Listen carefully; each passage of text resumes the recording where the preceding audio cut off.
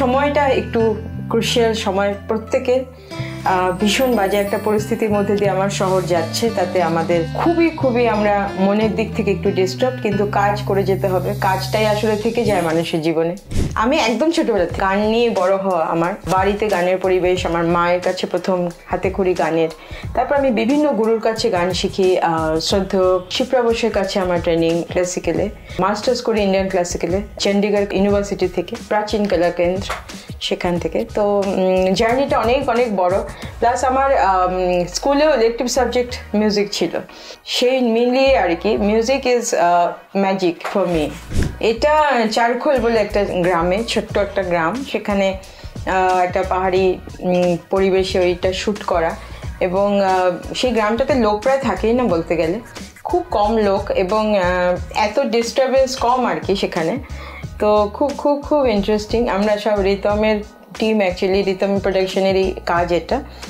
তো ওর সাথে আমরা সবাই মিলে হই করে একটা শুটিং করলাম, 4-5 দিনের এক আউটডোর ছিল আমাদের। তো পুরো ডিরেকশনটাই রিতমের করা, এবং লেখাটা যেহেতু এত অসাধারণ, সেহেতু ওই গানটার ট্রিটমেন্ট অ্যাকচুয়ালি ওরকমই হওয়া দরকার ছিল।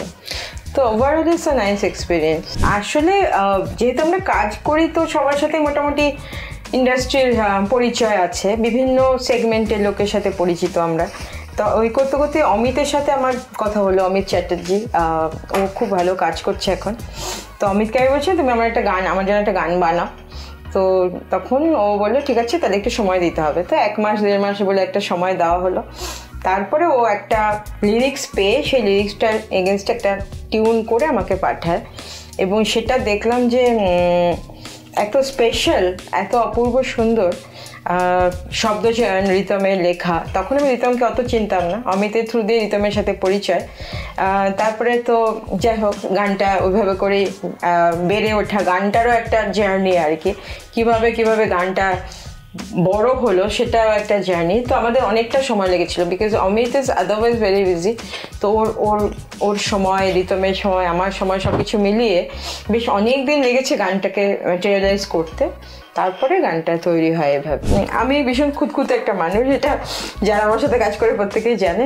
তো আমি পার্সোনালি বলবো যে আমার গাওয়া বা আমার কাজ বা হোয়াট এভার যেটাই আমি করি না কেন, আরও ভালো করার একটা টেন্ডেন্সি।